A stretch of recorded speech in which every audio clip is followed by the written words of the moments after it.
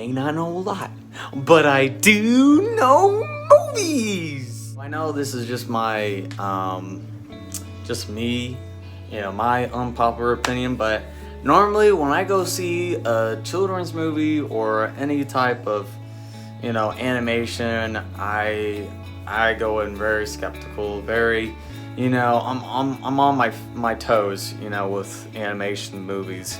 As long as it's done right, Pixar or DreamWorks or, I'm trying to think of the other company that's really good.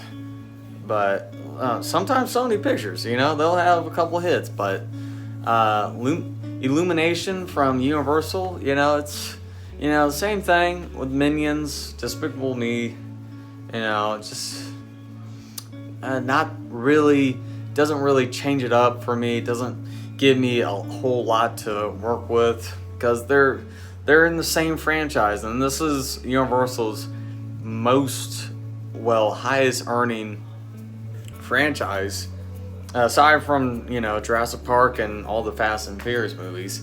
This is their cash cow. So seeing this had me very skeptical. I didn't know if it was going to be the same thing like last time with Minions and all the fart gags and just the physical slapstick humor. But honestly, I gotta say, this was a treat. I had fun with this, guys. This was a surprise.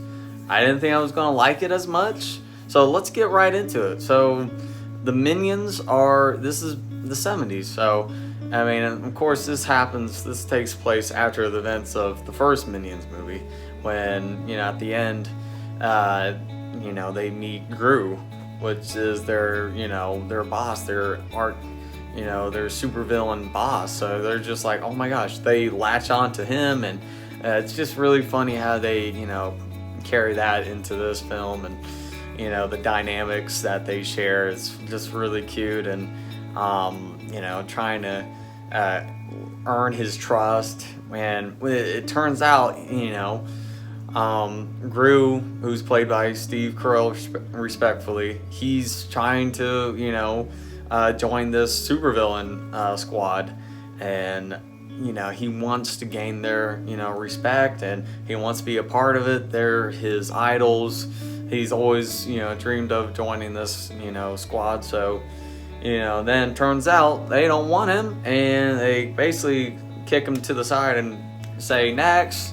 And then it's not until he sees a very rare medallion placed in a very convenient spot for him, and that's when he takes it, and all everything just breaks loose from there, and it's just a whole goose chase from there. But I thought the animation again was just visually stunning, just great. Each time they come out with these movies, the animation just gets better and better. The voice work done by Michelle Yeoh and Alan Arkin, Steve Carell, Taraji B. Henson.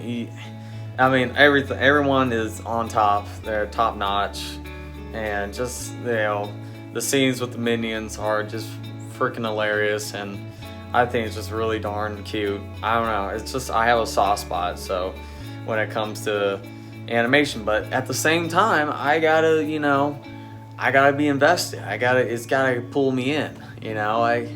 I can't be so hard on animation or children films because it's mostly centered or aimed for kids. But I mean, this is played for anybody of all ages, in my opinion. Just the 70 references, the pulp culture, the music, of course. I mean, who, by the way, Tame Impala and I'm trying to think, Diana Ross, they did the soundtrack for. It was just, I thought that was pretty cool.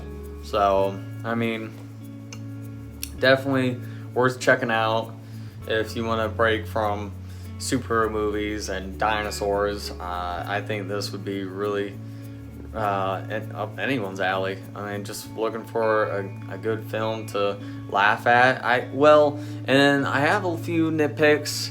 I just thought the whole the ending, the third act was eh. It was, to me, it was rushed. It was okay.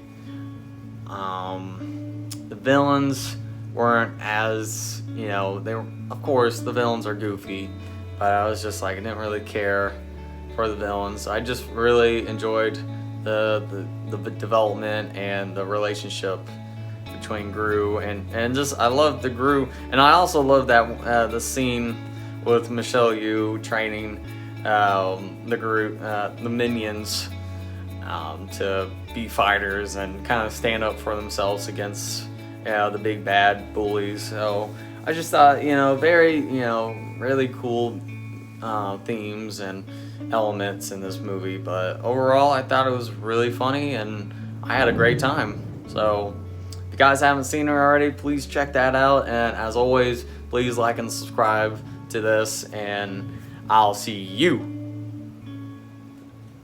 at the movies.